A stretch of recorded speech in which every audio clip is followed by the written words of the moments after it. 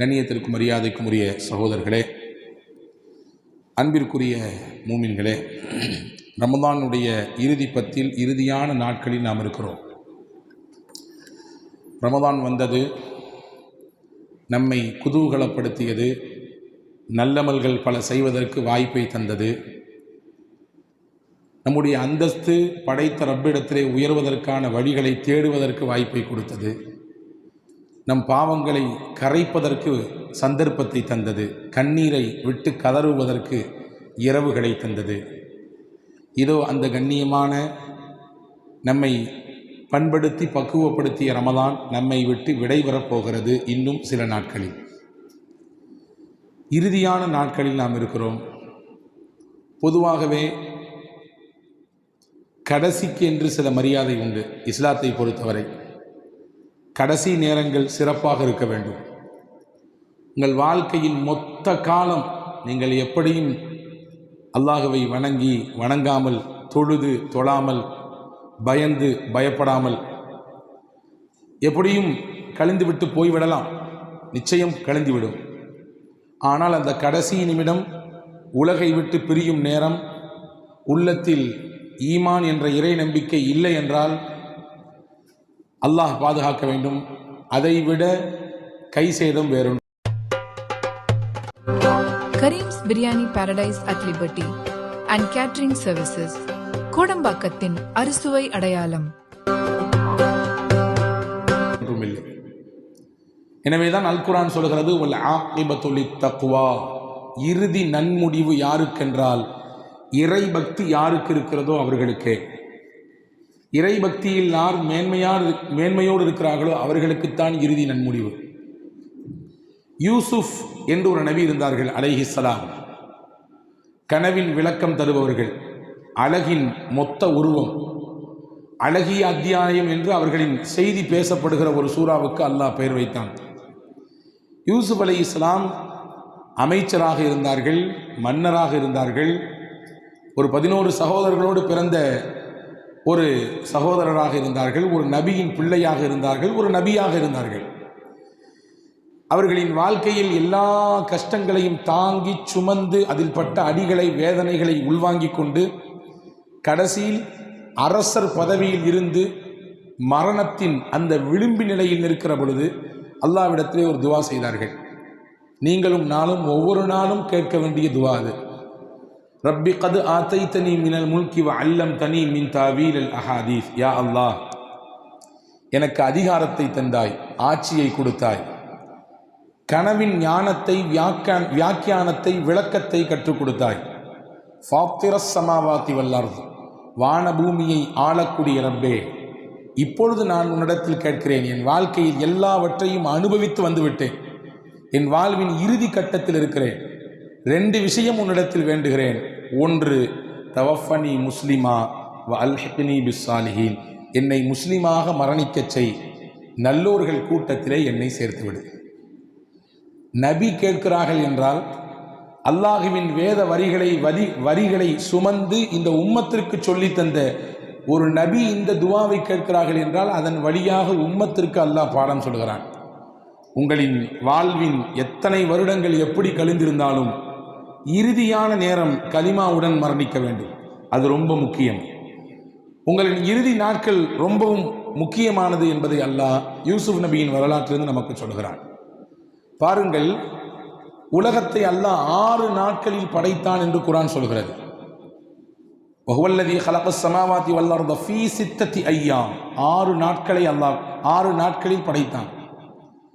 படைக்க துவங்கிய நாள் ஞாயிற்றுக்கிழமை, அந்த படைத்து முடித்த நாள் வெள்ளிக்கிழமை. ஞாயிற்றுக்கிழமையில் தொடங்கி வெள்ளிக்கிழமையில் முடிந்தது. முடிந்த நாளை இந்த உம்மத் உலக அழிவு நாள் வரை ஈதாக கொண்டாடுகிறது.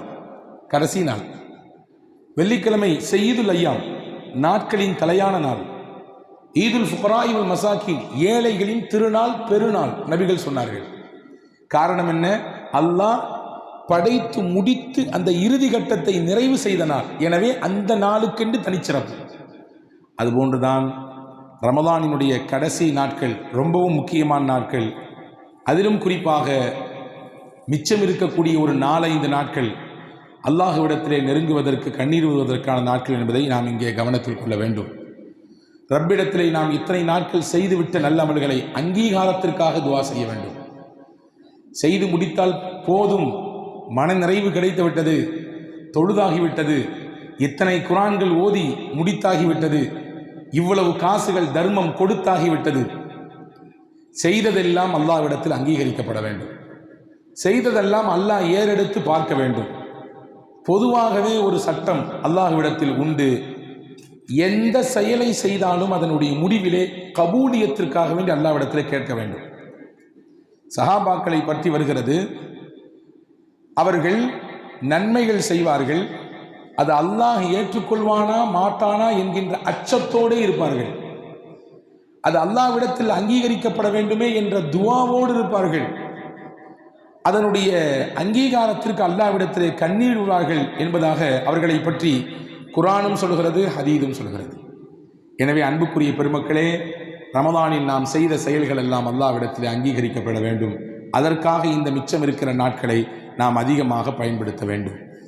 இரண்டாவது, இந்த இறுதி நாட்களில் நாம் கவனிக்க வேண்டிய முக்கியத்துவம் வாய்ந்த விஷயத்திலே ஒன்று, கத்ருடைய இரவை நாம் முழுமையாக பயன்படுத்த வேண்டும். பாருங்கள், எவ்வளவு எளிமையாக மார்க்கம் அல்லாஹ் நமக்கு இந்த 1000 மாதங்களை விட சிறந்த இரவை பெற்றுக்கொள்வதற்கு வாய்ப்பை வழங்கியிருக்கிறான் என்று பாருங்கள். வருஷத்தில் 360 நாள் இருக்குது, அதில் ஏதாவது ஒரு நாள் ராத்திரி தான் கதிரு, நீங்கள் தேடி கண்டுபிடிச்சிக்கங்க அப்படின்னு நல்லா சொல்லலை. அந்த வருடத்தில் ஒரு மாதத்தை தேர்வு செய்தான், ரமலானை கொடுத்தான். ரமலானில் 30 நாள் ராத்திரி இருக்குது, அதில் ஏதாவது ஒரு ராத்திரியை நீங்கள் கதிர் என்று தேர்வு செய்துங்க, அதை நீங்கள் தேடி கண்டுபிடிச்சு அமல் செஞ்சுக்கங்க என்றும் சொல்லவில்லை. நபி சொன்னார்கள், இந்த உம்மத்திற்கான சிரமத்தை நபி தான் வாங்கி கொண்டு இந்த உம்மத்திற்கு லேசை கொடுத்தார்கள். தான் அந்த சிரமத்தை உள்வாங்கி கொண்டு சமூகத்திற்கு எளிமையான லேசான வழியை காண்பித்தார்கள். ஹதீஸிலே வந்திருக்கிறது, லைலத்துல் கத்ரை தேடி ரமலானில் முதல் 10 நான் இஅ்திகாஃப் இருந்தேன், பெற்றுக்கொள்ள முடியவில்லை. அடுத்த ஆண்டு 2வது 10 இஅ்திகாஃப் இருந்தேன், அப்பொழுதும் பெற்றுக்கொள்ள முடியவில்லை.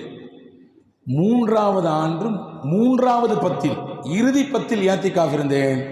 உம்மத்தே, என் சமூகமே, லைலத்துல் கத்ர் இந்த பிந்திய 10 தான் இருக்கிறது என்று சொன்னார்கள். நம்மளால் முடியுமா? 30 நாள் இஅ்திகாஃப் வாய்ப்பு இருக்கிறதா? முதல் 10 2வது 10 அந்த சிரமத்தை எல்லாம் தான் வாங்கிக்கிட்டு இந்த சமூகத்திற்கு அழகான ஒரு எளிமையான மிக இலகுவான வழியை காண்பித்து விட்டார்கள். அதிலும் குறிப்பாக 10 நாளும் சொல்லலை, அதில் இருக்கும் ஒற்றைப்படை. அந்த 10 இருக்கக்கூடிய ஒரு 5 நாள் இரவு. நம்மிலே பரிதாபம் அந்த நாட்களில் கூட நம்மால் முழுமையாக அமல் செய்ய முடியவில்லையே. வருடத்தில் 360 இல்லை, வேண்டாம். ரமதான் 30 அதுவும் வேண்டாம். ரமதானில் பிந்திய 10 அதிலும் 5 நாட்கள், குறிப்பிட்ட 5 நாட்கள், அந்த 5 ஒற்றைப்படைகிறவர்கள் தேடுங்கள் என்று பெருமானா ஸல்லல்லாஹு அலைஹி வஸல்லம் மிக எளிமையாக, இதை விட யாரால் காட்டித்தர முடியும்? அவ்வளவு எளிமைப்படுத்தியிருக்கிறார்கள். உம்மத்துக்கு கஷ்டத்தை ரசூலுல்லாஹ் எப்பொழுதுமே கொடுக்க மாட்டாங்க. எனக்கு ஆசை இருக்குது, ரசூலுல்லாஹ் சொன்னாங்க, ஒவ்வொரு வக்திலையும் என்னுடைய உம்மத்து மிஸ்வாக்கு செஞ்சுட்டு வரணும்னு ஆசை இருக்குது. எப்படி ஒது செஞ்சுட்டு தொழ வரீங்களோ அதே மாதிரி ஒவ்வொரு வக்திலும் ஒவ்வொரு தொழுகையிலும் மிஸ்வாக்கு செஞ்சுட்டு தான் தொழணும் அப்படின்னு சொல்லி நான் கட்டளை எல்லாம் என்று விரும்புகிறேன். லவ்லா நஷுக்கா அலா உம்மத்தி, ஆனால் அது என்னுடைய உம்மத்துக்கு சிரமமாக போயிடும், கஷ்டமாக போயிடும், அதனால் நான் விட்டு கொடுத்துறேன்றாங்க. எனக்கு ஆசை இருக்குது, இஷாவுடைய தொழுகையை இரவின் பிற்பகுதியில் கொண்டு தள்ளி வைக்க வேண்டும் என்று. லாஸ்ட் நைட்டினுடைய பிந்தி நேரம், அப்போ தான் இஷா தொழ வைக்கணும் அப்படின்னு சொல்கிறதுக்கு எனக்கு ஆசை இருக்குது. ஆனால் என்னுடைய உம்மத்துக்கு அது சிரமமாக போயிடும், என் உம்மத்திற்கு அது கஷ்டமாக போய்விடும். எனவே நான் விட்டேன், அதை செய்ய சொல்லவில்லை. உம்மத்திற்கு சிரமத்தை குறைத்து கொடுத்த உத்தம நபி ஸல்லல்லாஹு அலைஹி வஸல்லம் இந்த உம்மத்திலே 1000 மாதங்களை விட சிறந்த இரவையும் நமக்கு தேர்வு செய்து சொல்லிக் கொடுத்தார்கள். நபிகள் பெருமானா ஸல்லல்லாஹு அலைஹி வஸல்லம் ஒரு நாள் இப்படி கவலைப்பட்டார்களாம். இமாம் மாலிக் ரஹ்மத்துல்லாஹ் இந்த செய்தியை சொல்கிறார்கள். முன்னால் வாழ்ந்த சமுதாயம் எல்லாம் 1000 வருடங்கள் வாழ்ந்திருக்கிறார்கள்.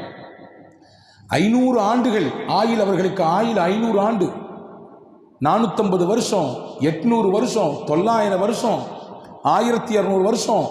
இன்று எக்கச்சக்கமான ஆயுள் கொடுக்கப்பட்டவர்கள் இருந்தார்கள். ஆனால் என்னுடைய உம்மத்து 60க்கும் 70க்கும் இடையில உள்ள காலகட்டமாச்சே. ஆமார் உம்மதி மாபைன சித்தீன வஸ்ஸபீன், என் உம்மத்தினுடைய ஆயுட்காலம் 60க்கும் 70க்கும் இடையில்தான். 90% அதிகமாக இதுதான். 70 வயசை விட ஒருத்தருக்கு கிடைக்குதுன்னா போனஸில் ஓடிட்டுன்னு அர்த்தம்.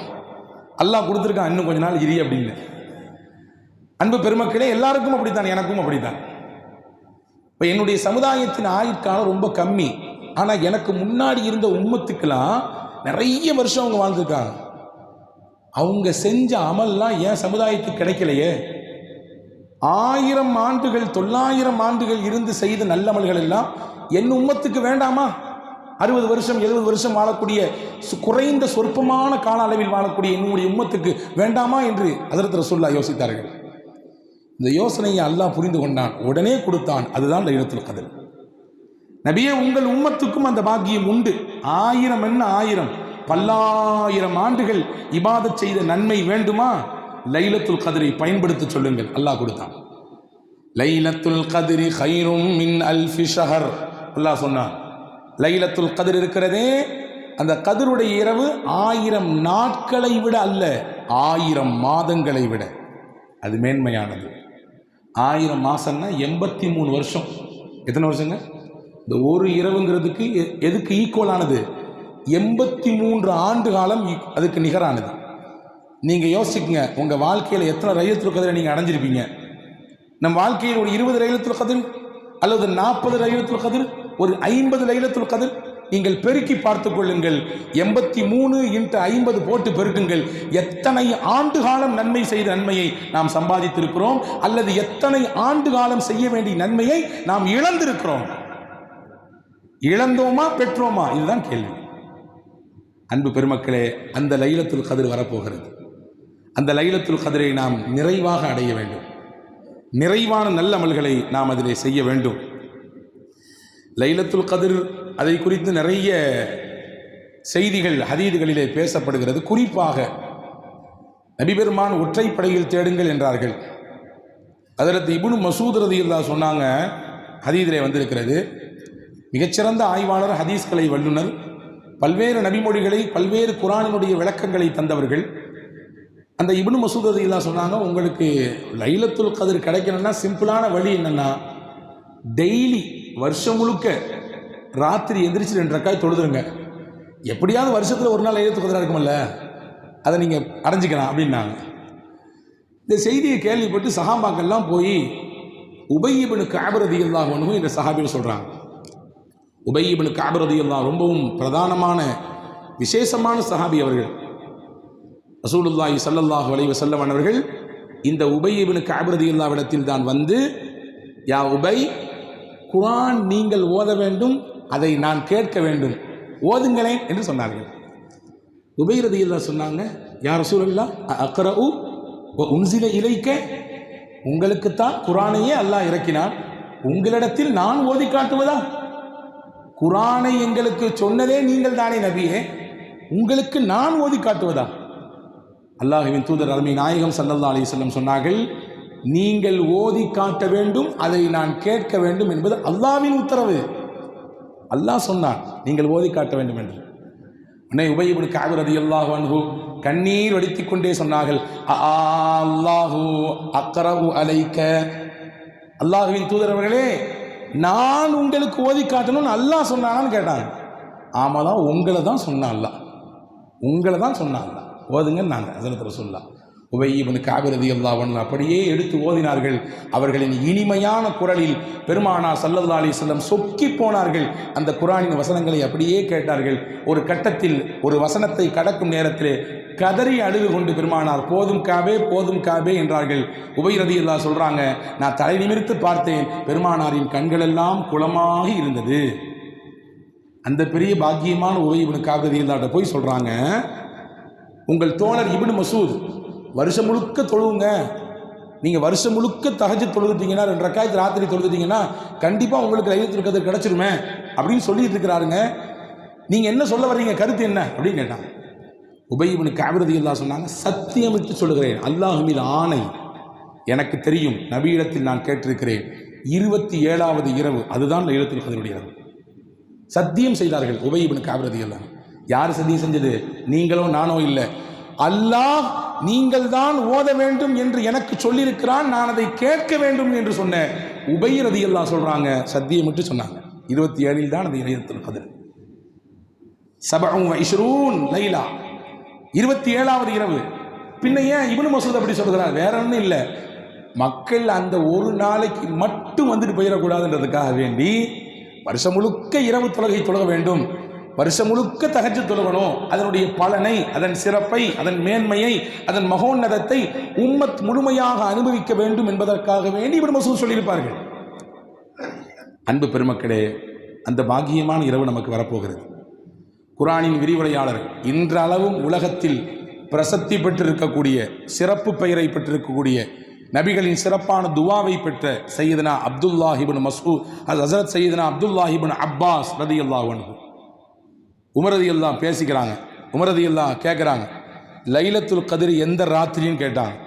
ஹஸரத் அப்துல்லாஹ் இப்னு அப்பாஸ் ரலியல்லாஹு, திருக்குர்ஆனின் விரிவுரையாளர் அவர்கள், ஹஸரத் இப்னு அப்பாஸ் ரலியல்லாஹு சொல்றாங்க, 27வது இரவு தான். நாங்கள் எப்படி சொல்றீங்க? அதுக்கு அடுக்கடுக்கான ஆதாரத்தை செய்தனா அப்துல்லாஹ் இப்னு அப்பாஸ் ரலியல்லாஹு ஹஸரத் உமர் ரலியல்லாஹு இடத்திலே வைத்தார்கள். உமர் ரலியல்லாஹு, எல்லாம் சரிதான், நீங்க சொல்றது சரிதான். நாங்கள் அன்பு பெருமக்களே, அப்படியான ஒரு சிறப்பான இரவு நம்ம இடத்திலே வரப்போகிறது. அதனால 27க்கு மட்டும் வந்துட்டு மற்ற ராத்திரியெல்லாம் மிஸ் பண்ணிடணும் அப்படின்றது இல்லை. இது குறித்து உண்டான அறிவிப்புகள் பலமாக இருக்கிறது. 27க்கென்று சிறப்பான சில அறிவிப்புகள் இருப்பதினாலே அந்த இரவை நாம் இன்னும் கூடுதலாக சிறப்புப்படுத்துகிறோம் நல்லமல்களை கொண்டு. அதில் மட்டும் செஞ்சுட்டு மற்ற நாட்களில் செய்யாமல் விடுவதில்லை. ரமதானின் பிந்திய 10 நாட்களும் உள்ளபடியே நல்லமல் செய்வதற்கான நாட்கள். இரவெல்லாம் கண்ணீர் வெடிப்பதற்கு, கதறுவதற்கு, அல்லாஹ்விடத்திலே துவா செய்வதற்கு, தௌபா செய்வதற்கான நாட்கள் தான், உள்ளபடியே அதுதான். ஆனால் 27க்கு கொஞ்சம் கூடுதல் சிறப்பு. ரசூலுல்லாஹ் அந்த இரவை முழுவதுமாக ஹயாத்தாக்கி இருக்கிறார்கள் என்று ஹதீஸ் இருக்கிறது. இந்த 27வது இரவை முழுவதுமாக ஹயாத்தாக்கி இருக்கிறார்கள் நல்லமல்களை கொண்டு இருக்கிறது. எனவே நான் உங்களிடத்திலே வேண்டிக் கொள்ளக்கூடிய விஷயம், அந்த மகத்தான இரவை நாம் வீணடித்து விடக்கூடாது. பள்ளிவாசலுக்கு தொழுக போகிறோன்னு வந்துட்டு ஏனோ தானோ 4 ரக்காய் 8 ரக்காய் தொழுதுட்டு முடிஞ்சு அஸ்ஸலாமு அலைக்கும் என்று சொல்லிவிட்டு கடந்து போவதோ, அல்லதுக்கு பள்ளிக்கு வரப்போகிறோம் என்ற பெயரில் வந்து அங்கே இங்கே ஓரம் சாரத்தில் என்று வீணாக பேசிக்கொண்டு, அரட்டைகள் அடைத்து கொண்டு, வீண் விவாதங்கள் செய்து கொண்டு நிற்பதோ, குறிப்பாக இந்த இரவை நாங்கள் கொண்டாடுகிறோம் என்ற பெயரிலே அன்பு இளைஞர்களுக்கு சொல்லுகிறேன், தேவையில்லாத வெளியில் போய் பிரச்சனைகளை ஏற்படுத்தக்கூடிய விதத்திலே உங்களுடைய செயல்பாடுகளை அமைத்துக் கொள்வதோ முற்றிலுமாக தடை செய்ய வேண்டும். எல்லா ஊர்களிலும் ஒரு முசீபத் இருக்குது, பெரிய முசீபத்தாக இருக்கிறது. பெருநாள் இரவிலும் 27 இரவிலும் ஒவ்வொரு வருடமும் காவல்துறை எச்சரிக்கிறது, உங்க பிள்ளைங்க தான் பைக் எடுத்து ரேஸ் போறாங்க, உயிரிழப்புகள் ஏற்படுகிறது, காயங்கள் ஏற்படுகிறது. அந்த முசீபத்தை அவங்களோட முடிஞ்சா கூட பரவாயில்ல, அடுத்தவங்களுக்கு பிரச்சனை ஏற்படுது. அதனால் ரோட்டில் நடமாடக்கூடியவர்கள், பயணிக்கக்கூடியவர்களுக்கு சிரமம் ஏற்படுகிறது. உங்க பிள்ளைகள சொல்லுங்க. நான் கேட்கிறேன், அதிலே என்ன ஆனந்தம், அதிலே என்ன மகிழ்ச்சி? பிறரை எரிச்சல் பிடித்தி பார்த்து, பிறரை இடையூறு செய்து பார்த்து, பிறருக்கு துன்பம் கொடுத்து பார்த்து அதில் என்ன இன்பம்? அந்த சுகம் எமக்கு என்ன தேவை? அது என்ன அவசியம் இருக்கிறது? அன்பு பெற்றோர்கள், நீங்கள் உங்கள் பிள்ளைகளை அது சொல்லி உணர்த்த வேண்டும். பிறருக்கு நன்மை செய்வதால் கிடைக்கக்கூடிய பலனையும் சொல்ல வேண்டும், பிறருக்கு இடையூறு கொடுப்பதால் ஏற்படக்கூடிய விளைவுகளை, ஆபத்துகளை சொல்ல வேண்டும். எனவே அருமை சமூகம் இதை உள்வாங்க வேண்டும். இந்த இரவு என்பது வருடத்தில் ஒரு நாள் மட்டும் கிடைக்கக்கூடிய இரவு. ஓஎம்ஆருக்கு போகணும், இந்த பஸ் இல்லைன்னா அடுத்த பஸ்ஸில் ஏறிக்கலாம், இந்த ட்ரெயின் போச்சுன்னா அடுத்த ட்ரெயினில் ஏறி போய்க்கலாம் அப்படின்ற மாதிரி இல்லை. இந்த ராத்திரி போனால் அடுத்த நாள் ராத்திரி பார்த்துக்கலான்னு, இந்த ராத்திரி போனால் அவ்வளவுதான், அடுத்த வருஷம் தான் அந்த ராத்திரி கிடைக்கும். இந்த இரவு நம்மை விட்டு கடந்து விட்டால் அடுத்து ஒரு வருடம் காத்திருக்க வேண்டும் அந்த இரவை அடைய. அந்த அடுத்த வருடத்தில் நீங்களும் நானும் ஹயாத்தா என்று தெரியாது, ஹயாத்தோடு இருப்போமா என்று தெரியாது, இருந்த அந்த லைலத்துல் கத்ரை அடைவோமா அதுவும் தெரியாது. அடைந்தால் நல்லமல் செய்யக்கூடிய வாய்ப்பையும் தெம்பையும் அந்த உடல் வலிமையும் அல்லாஹ் தருவானா அதுவும் தெரியாது. எனவே கிடைக்க போகிற வாய்ப்பை மிகச்சரியாக கணக்கச்சிதமாக பயன்படுத்தி கொண்டு முழுக்க முடிந்த அளவுக்கு அந்த இரவில் பள்ளிவாசலின் வளாகத்திலே உள்ளே உட்கார்ந்து என்ன அமல் செய்ய முடியுமோ செய்யுங்கள். என்னால் திக்ரு தான் செய்ய முடியும், பரவாயில்லை, உட்கார்ந்து திக்ரு செய்யுங்கள். என்னால் குர்ஆன் தான் ஓத முடியும், பரவாயில்லை, உட்கார்ந்து ஓதுங்கள். என்னால் எதுவும் சொல்ல முடியாது, அல்லாஹ் மட்டும்தான், அல்லாஹ் அல்லாஹ் என்று சொல்லிக்கொண்டு இரவு முழுவதும் இருங்கள். அந்த ஒரு நாள் முழுவதும் பள்ளியில் கழிப்பதனாலே ஒன்றும் நமக்கு குறைய போவதில்லை, நிறைவாக கிடைக்கப் போகிறது நன்மை. அந்த யோக்கத்தோடு இந்த புனித இரவை கழிப்பதற்கு முயற்சிப்போம். இது ரமதானினுடைய பிந்திய பத்தில் குறிப்பாக லைலத்துல் கத்ரை தீவிரமாக அடைய வேண்டும் என்ற சிந்தனையோடு இந்த இரவுகளை கழிப்பதற்கான முயற்சி.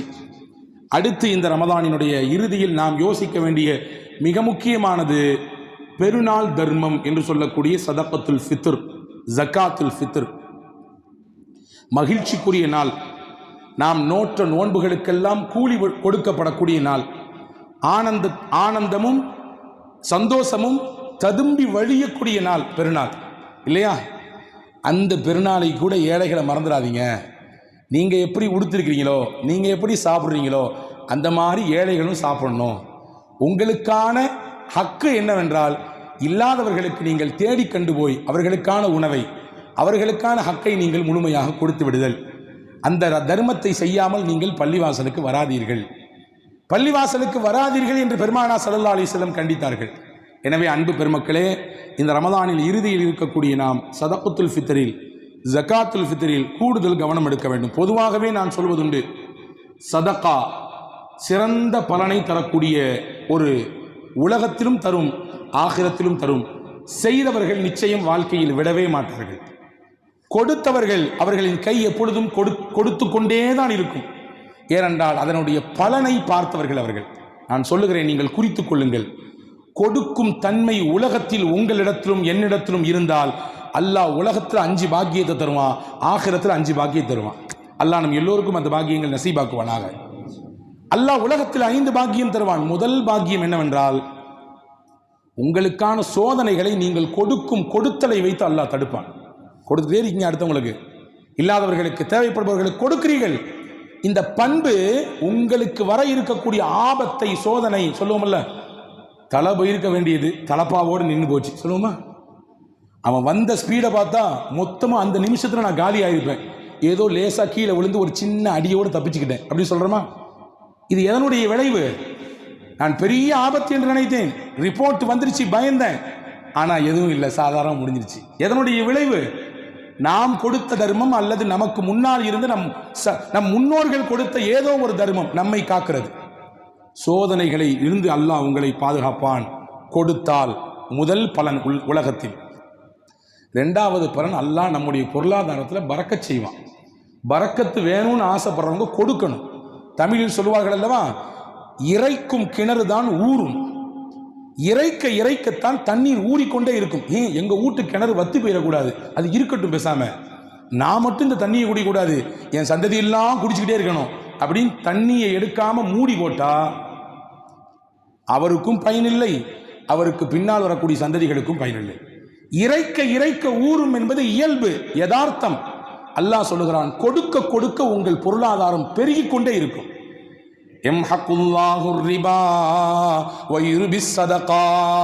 வட்டியை அல்லாஹ் அழிப்பான், தர்மத்தை அல்லாஹ் வளர்ப்பான். அல்லாஹ் சொல்லுகிறான், வட்டி அழிஞ்சிரும். வாங்குறவராக இருந்தாலும் சரிதான், கொடுக்கிறவராக இருந்தாலும் சரிதான். இன்று இல்லாவிட்டாலும் அந்த அழிவை அவர் வாழ்க்கையில் பார்ப்பார், இல்லை அவருடைய சந்ததிகளின் வாழ்க்கையில் பார்ப்பார். நிச்சயம் அழியும். அல்லாஹ்வுடைய வாக்குறுதி இது. அழிப்பேன் என்று அல்லாஹ் உறுதிபட சொல்கிறான். தொடர்ந்து சொன்னான், வயுருபி சதகா, நீங்கள் கொடுக்கக்கூடிய தர்மத்தை அல்லாஹ் வளர்ப்பான். கொஞ்சம் கொஞ்சமாக வளரும், உங்களுக்கு கண்ணுக்கு தெரியும். அது கொடுத்து பழக்கம் இருப்பவர்களுக்கு அல்லாஹ் உலகத்தில் தரக்கூடிய 2வது பாக்கியம், பரக்கத்தான பொருளாதாரத்தை தருவான். 3வது முக்கியமாக இன்னைக்கு நோயோடும் நொம்பலங்களோடும் உடல் ஒரு விதமான அழுத்தத்தோடு வாழ்ந்து கொண்டிருக்கிறோம். அல்லாஹ்வின் தூதர் சொன்னார்கள், அல்லாஹ்வின் பாதையில் கொடுங்கள், நோய்களை அல்லாஹ் ஷிஃபா தருகிறார், நிவாரணம் தருகிறார். கொடுத்தால் என்ன கிடைக்கும் என்று நாம் கேட்போம். அல்லாஹ் சொல்லுகிறான், உங்கள் வாழ்க்கையில் ஆரோக்கியம் கிடைக்கும், உங்கள் நோய்கள் எல்லாம் நீங்கும். தாஉ அம்ராதக்கும் பிஸ்ஸதகா, நபி சொன்னார்கள், உங்களுடைய நோய்க்கு மருத்துவத்தை தேடுங்கள், அதற்கு முன்னால் சதக்கா கொடுத்து தேடுங்கள், அல்லாஹ் ஷிஃபா தருவான்.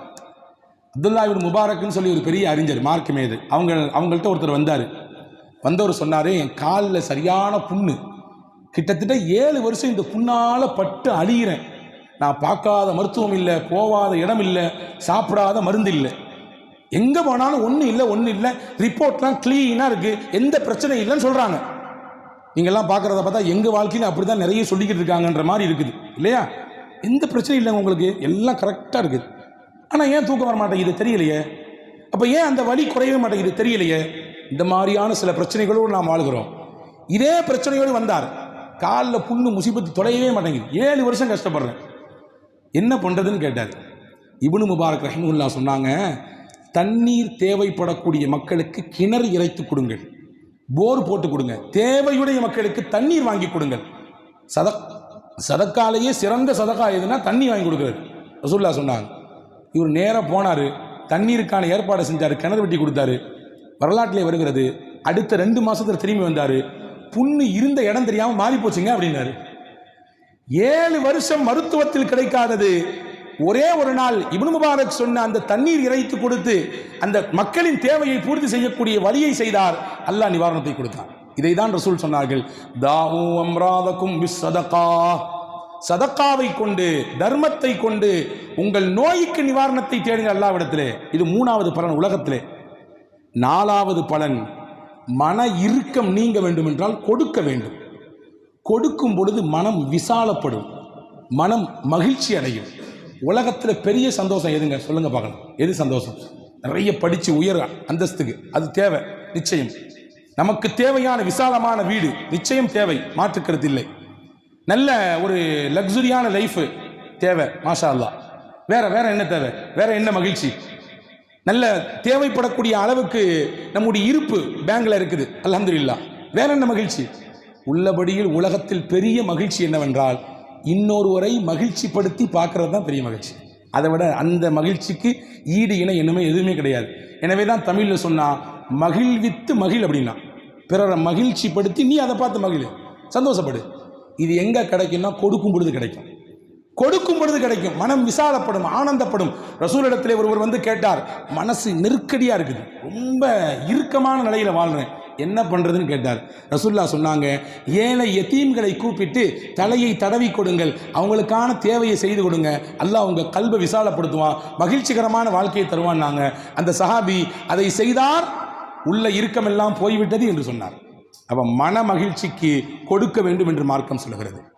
5வது, மலக்குகளின் துவா வேண்டும் என்று ஆசைப்பட்டால் கொடுக்க வேண்டும், தர்மம் செய்ய வேண்டும். இது பொதுவாகவே உண்டு.